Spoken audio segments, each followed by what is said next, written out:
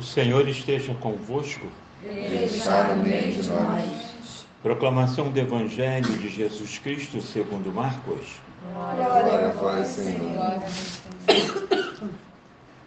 Naquele tempo, João disse a Jesus: Mestre, vimos um homem expulsar demônios em teu nome. Mas nós o proibimos porque ele não nos segue. Jesus disse: Não o proibais, pois ninguém faz milagres em meu nome para depois falar mal de mim. Que não é contra nós, é a nosso favor. Em verdade, eu vos digo, quem vos der a beber um copo de água, porque sois de Cristo, não ficará sem receber a sua recompensa. E se alguém escandalizar um destes pequeninos que creem, melhor seria que fosse jogado no mar com uma pedra de moinho amarrada no pescoço. Se tua mão te leva a pecar, corta. É melhor entrar na vida sem uma das mãos do que tendo as duas ir para o inferno, para o fogo que nunca se apaga.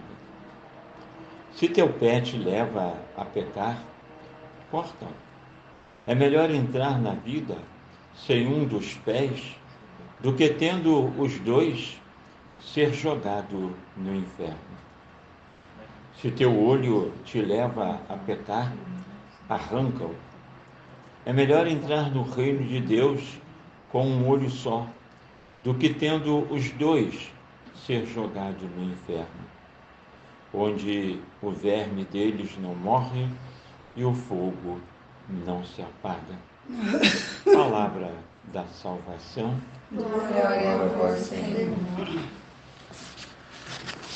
Queridos irmãos e irmãs, hoje nós queremos, numa reflexão mais profunda, por que não dizer até mesmo exame de consciência, observando a palavra de Deus, começando com Moisés, lá, quantos e milhares de anos, Moisés, que esses anciãos receberam o Espírito Santo, porém, fora da comunidade mosaica, outros dois também receberam, e esses outros dois estavam profetizando.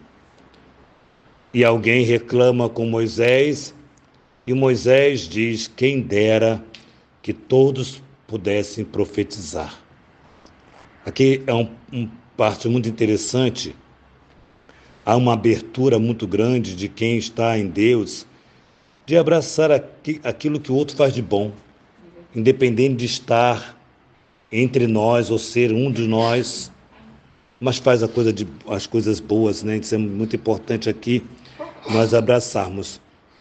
E aí a gente vai perceber que milhões e bilhões de anos depois, vem Jesus, se encarna, o verbo se fez carne, Jesus se encarna, ou seja, nasce como um homem, sendo Deus, e faz a experiência, cresce na evangelização e começa a profetizar, evangelizar, e a partir dali ele escolhe 12, e desses 12 o Espírito Santo sopra sobre eles, é soprado sobre eles, e eles começam a expulsar demônios. É muito interessante essa pedagogia, né? Ele começa a expulsar demônio. E alguém vai reclamar, lembrando muito Moisés, vai reclamar com Jesus, porque esses que estavam expulsando o demônio não fazem parte da comunidade, ou seja, entre os 12. E aí Jesus diz: ora, não expulsais. E é muito bonito quando a gente começa a perceber que, por exemplo, a Igreja Católica,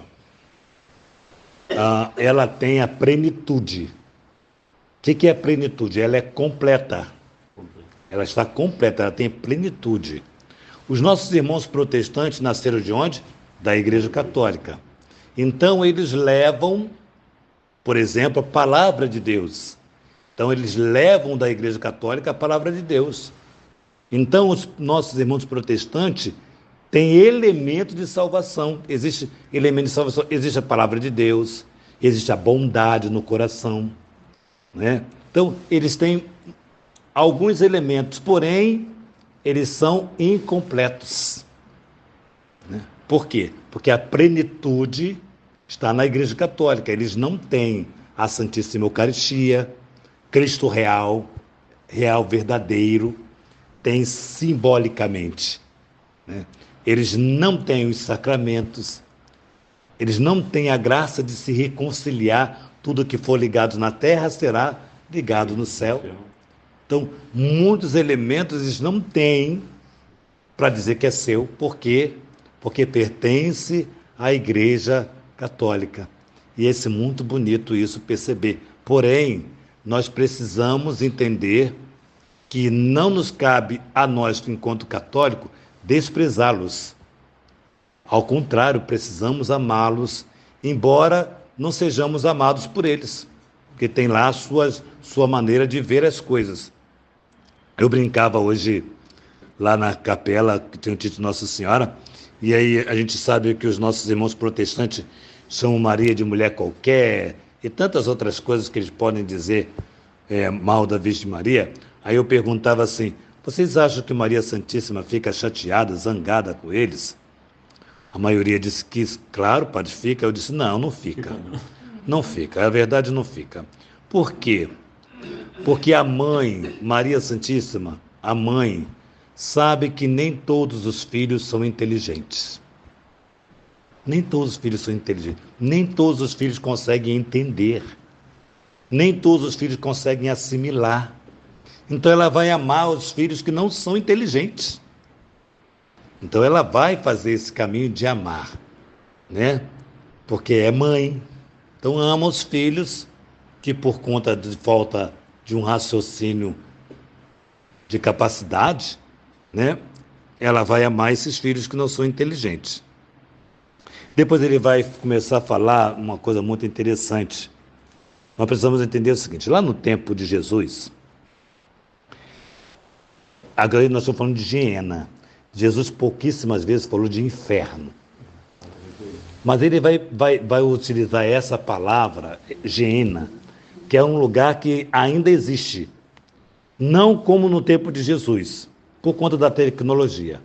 Mas a Geena era um vale onde as pessoas jogavam os detritos, né? Onde jogavam os detritos, as fezes, né? E tantas outras coisas, né?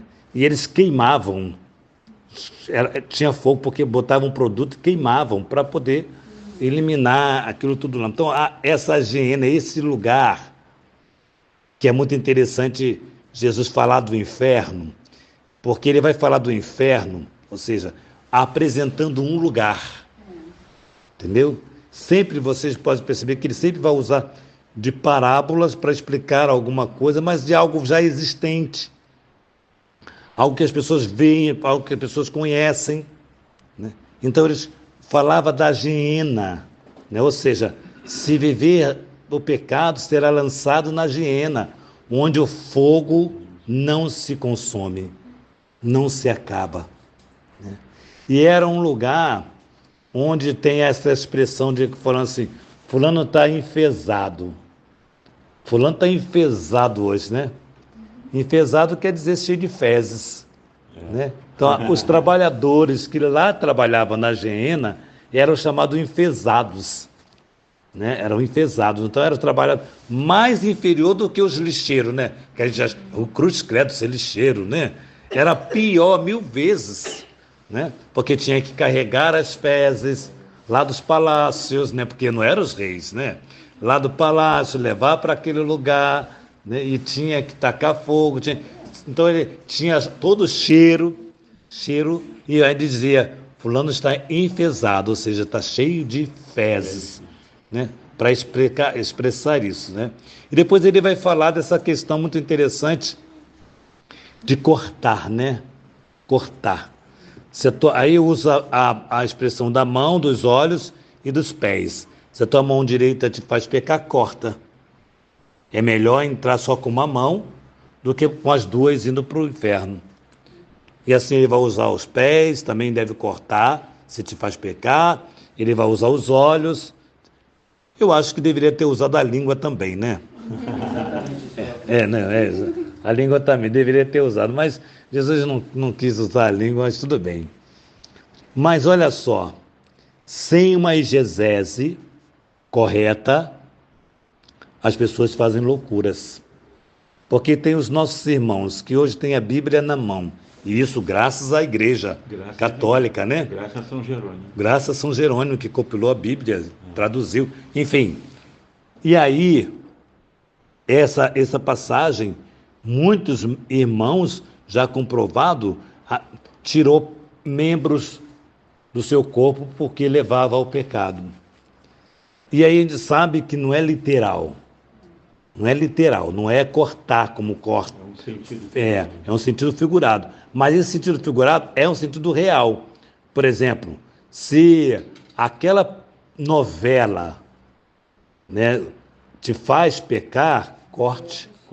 Corte ela da sua vida, tire da sua vida.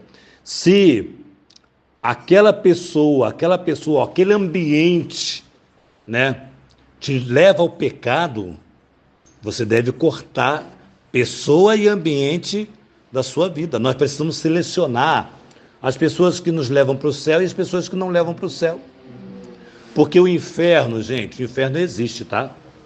O inferno existe. E aí deixamos bem claro o seguinte: o que aconteceu com o nosso Senhor Jesus Cristo?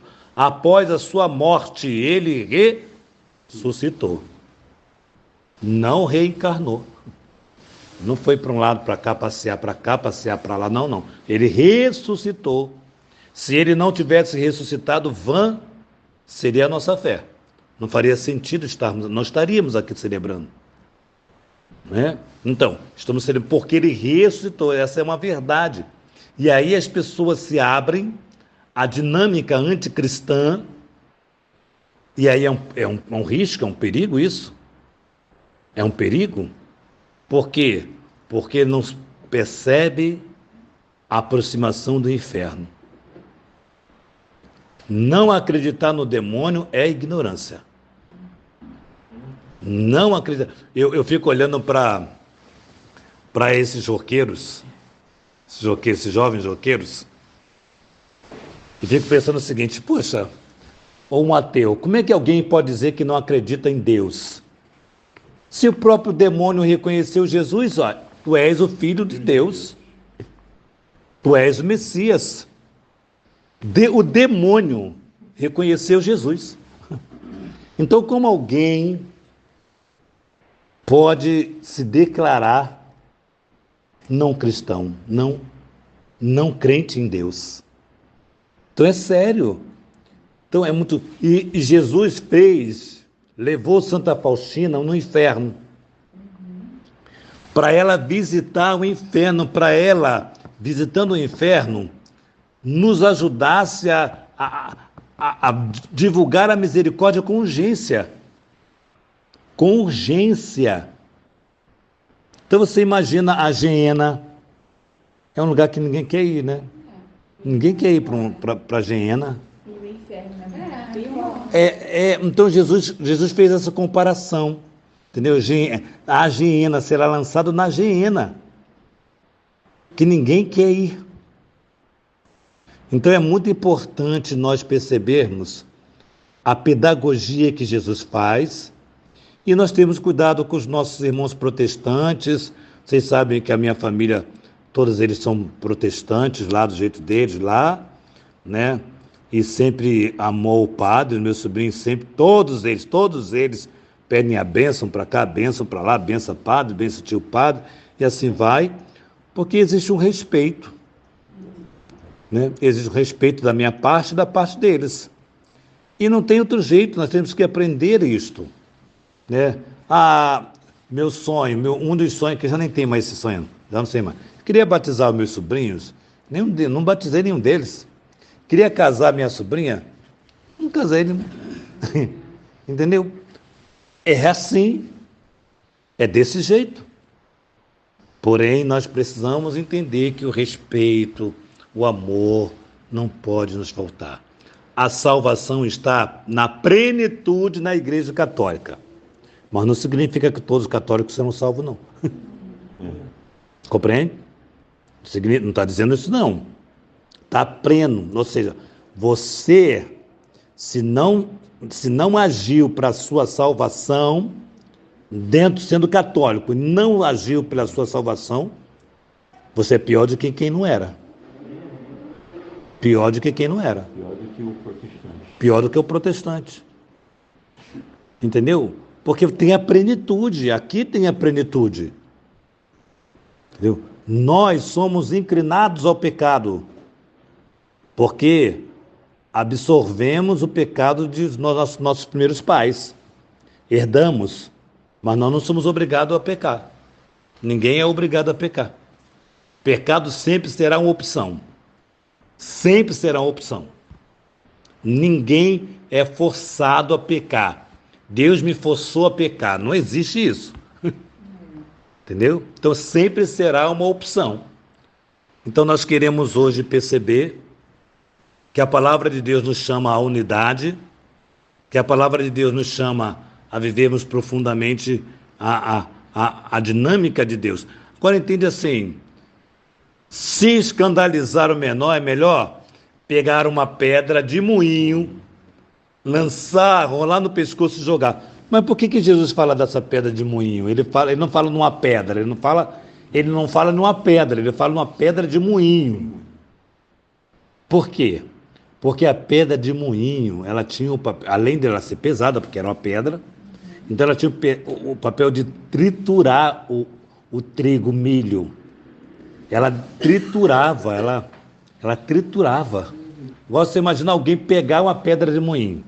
Não é possível. Não é uma pedra, é uma tonelada. É grande. Então Jesus exagera.